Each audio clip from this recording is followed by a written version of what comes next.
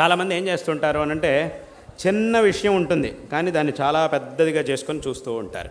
విషయం చాలా చిన్నది, అసలు అక్కడ దాని గురించి పెద్దగా ఆలోచించాలి, ఊరికి ఈ చెవిలో విని ఈ చెవితో వదిలేస్తే సరిపోతుంది. అలాంటి చిన్న విషయం, దాన్ని అసలు ఆలోచన చేయాల్సిన విషయమే కాదు, కానీ ఆ విషయాన్ని చాలా పెద్దది చేసుకొని దాని గురించి బాగా మనస్సులో దుఃఖిస్తూ ఉంటారు. అయ్యో అదేదో అయిపోయింది, ఇది అయిపోయింది, ఇంకంతా అయిపోయింది, ఇంకేమీ కాదు, అంత మొత్తం అయిపోయింది అని బాధపడుతూ ఉంటారు.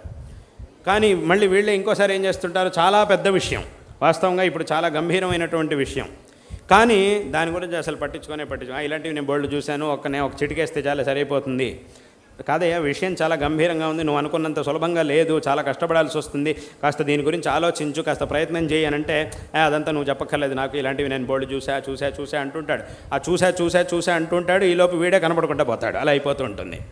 కాబట్టి ఇలా అయిపోతూ ఉంటుంది లోకంలో. కాబట్టి ఇక్కడ ఏమిటంటే వెనకటి కాలంలో అలా ఉండేది కాదు. మన వెనకటి వాళ్ళు ఎలా ఉండేవాళ్ళు, మంచి చిత్తస్థైర్యంతో ఉండేవాళ్ళు. చిన్న విషయమా దాన్ని చిన్నగా చూసి అక్కడికి దాన్ని వదిలేసేవాళ్ళు, పెద్ద విషయమా వెంటనే దాన్ని గంభీరంగా పరిగణించి దానికి కావాల్సినటువంటి ఏర్పాట్లన్నింటినీ కూడా దాన్ని పరిహరించుకోవడానికి కావాల్సినటువంటి ఏర్పాట్లన్నింటినీ కూడా వెనకటి వాళ్ళు అలా చేసేవారు. కాబట్టి వాళ్ళంతా చాలా సుఖంగా ఉండేవాళ్ళు. వెనకటి వాళ్ళంతా కూడా చక్కగా భగవద్ ఆరాధన చేసి భగవంతుడిని చక్కగా మనసులో ధ్యానం చేసుకొని ఆ విశేషమైనటువంటి మానసిక స్థైర్యాన్ని పొంది ఎటువంటి సమస్య వచ్చినా కూడా దాన్ని చక్కగా ఎదుర్కొని ముందుకెళ్తూ ఉండేవాళ్ళు. కానీ ఇప్పుడు అలా కాదు.